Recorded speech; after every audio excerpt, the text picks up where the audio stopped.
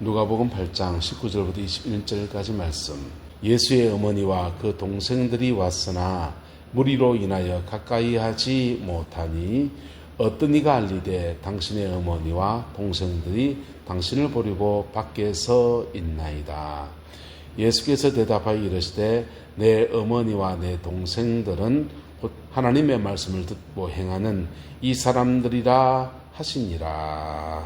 아멘. 우리는 세상을 살아가면서 우리에게 가장 소중한 관계들이 있습니다. 가장 소중한 관계가 뭡니까? 그게 가족이라는 관계이지요. 한국 사람들은 부모와 자식 관계, 수직적 관계 안에서 가족을 찾아가요.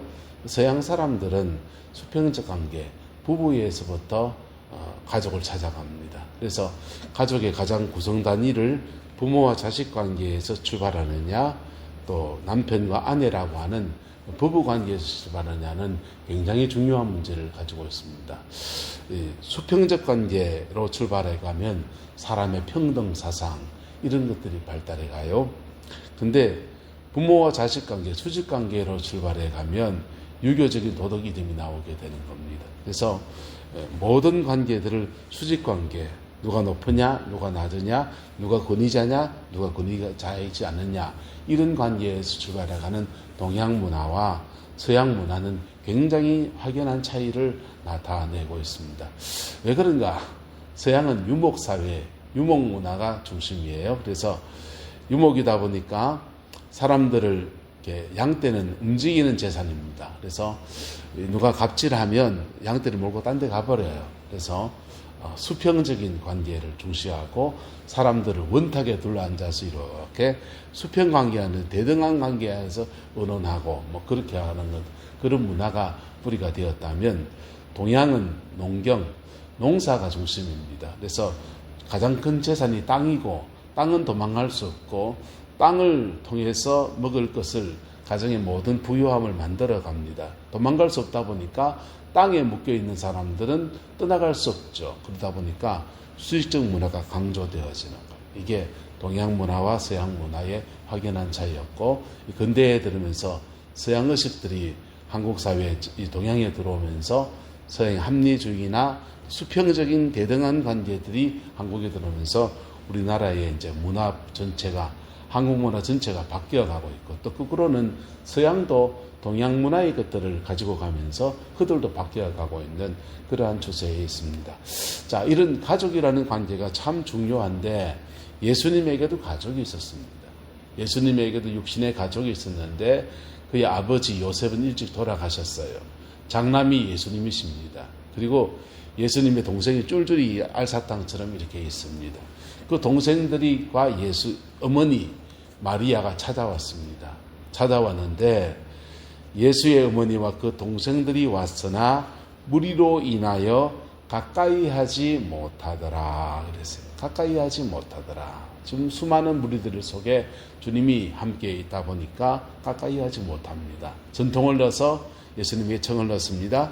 예수님의 제자들 중에 요셉, 요한 같은 사람이나 야고보 같은 사람들은 예수님의 어머니와 친척 관계이지요.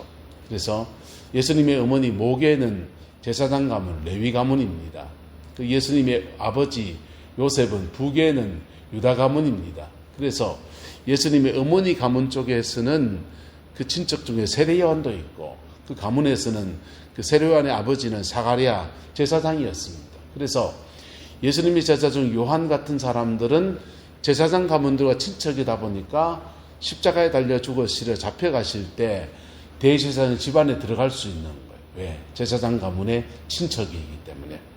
그런 철원 관계가 있다 보니까 제자들 통해서 지금 어머니 왔다, 동생들이 왔다, 한번 보러 왔다, 그렇게 지금 연통을 넣은 겁니다. 그냥 자연스럽게 방문한 것이고 잘하고 있나, 열심히 잘해라, 이런 격려차 온 것이었다면 예수님이 아마 바쁜 중에도 만날 수 있었을 겁니다.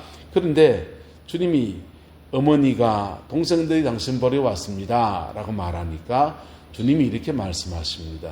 내 어머니와 내 동생들은 곧 하나님의 말씀을 듣고 행하는 누구다? 이 사람들이다 라고 하면서 새로운 가족을 이야기하고 있습니다. 내 어머니와 내 동생들은 내 육신의 가족보다 지금 뭐가 더 중요하다는 겁니까?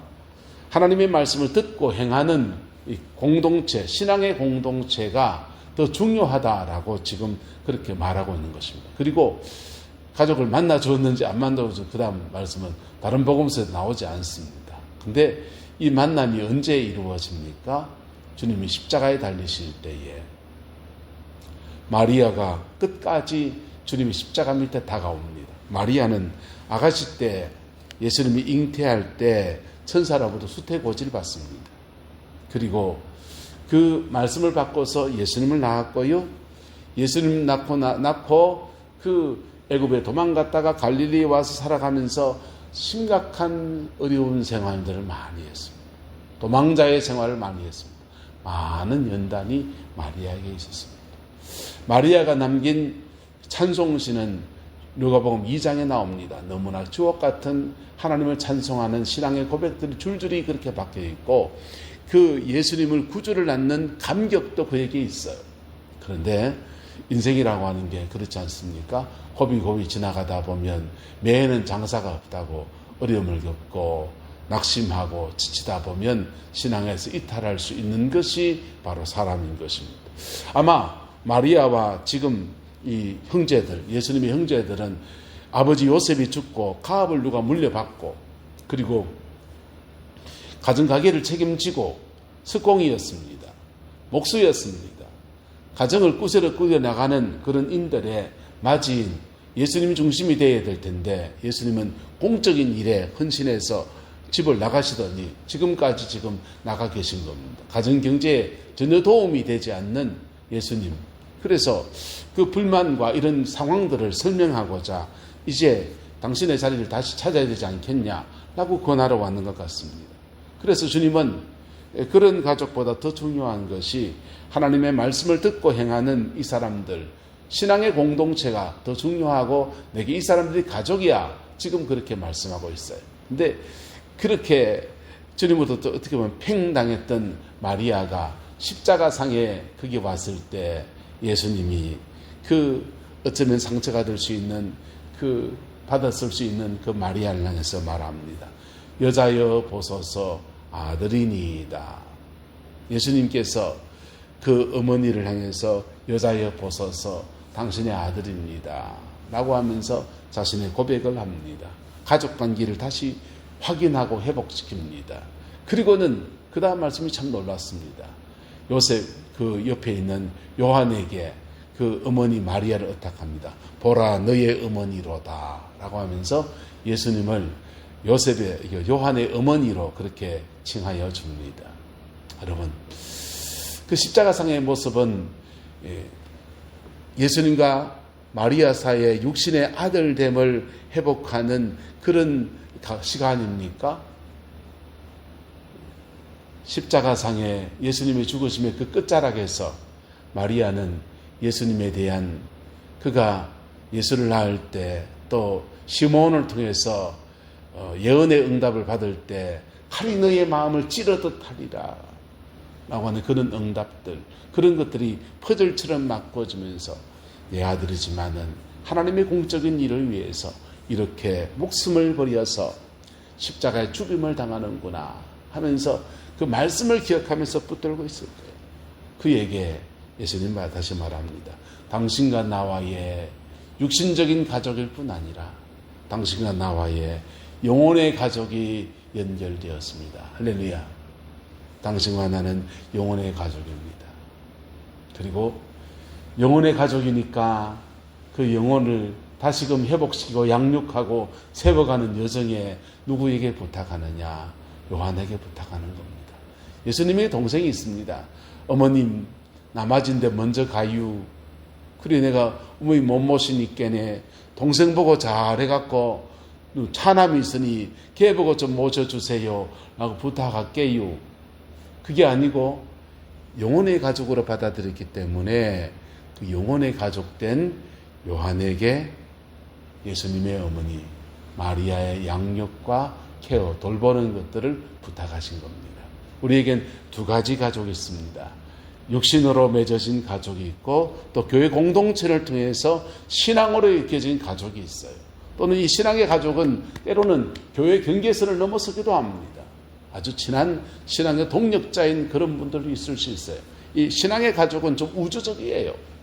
하지만 우리에게 물리적으로 교회 공동체라는 가족을 연결해 놓았습니다. 이 두 가지 가족의 소중함들 속에 우리가 균형을 잘 잡아갈 수 있게 되기를 예수님의 이름으로 축복합니다.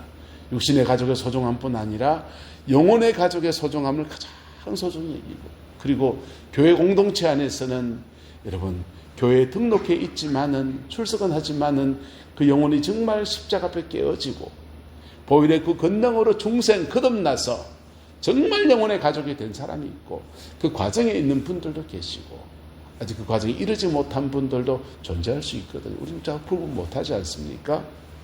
그런데 그 사람들을 신앙 안에 바로 세워가는 것, 할렐루야. 그렇게 나갈 때, 영혼의 가족을 소중히 여겨 나갈 때, 예수님처럼 그 길을 걸어갈 때 주님께서는요, 시간이 지나서 죽음의 순간에 그의 가족 전체가 그 영혼의 가족으로 다시 돌아오는 은총을 베풀어 주시는 겁니다. 예수님 육신의 동생들은 생전에 예수님 따르지 않았습니다. 그런데요, 예수님 죽어지고 난 뒤에 예수님의 동생인, 친동생인 야고보가 초대교회 지도자가 되었습니다. 초대교회는 야고보가 둘이 나옵니다. 예수님의 친동생 야고보가 있고요, 요한의 형제인 야고보가 있습니다. 요한의 형제 야고보는 순교의 제물이 되었고요, 예수님의 친동생 야고보는 야고보서를, 신약성기 야고보서를 쓴 분이에요. 그분은요, 별명이 낙타무릎이에요. 얼마나 많이 기도했던지, 무릎 꿇어 기도했더니 무릎에 굳은 살이 배겼다 해서 낙타무릎이라는 별명을 가진 기도의 사람이었고, 초대교회를 예수님의 뒤를 이어서 이렇게 믿음으로 세워갔던 믿음의 사람이었습니다. 영혼의 가족의 축복이 여러분의 가정 안에서도 온전히 이루어지게 되기를 예수님의 이름으로 축복합니다. 시대가 혼탁해지고 복잡해지면서요, 믿음의 가정에서 불신자가 툭툭 튀어나옵니다. 여러분, 우리 유수공장의 김어준 씨라는 분이 있지 않습니까? 그분 목사님 아들이에요. 우리 통합청 목사님 아들입니다.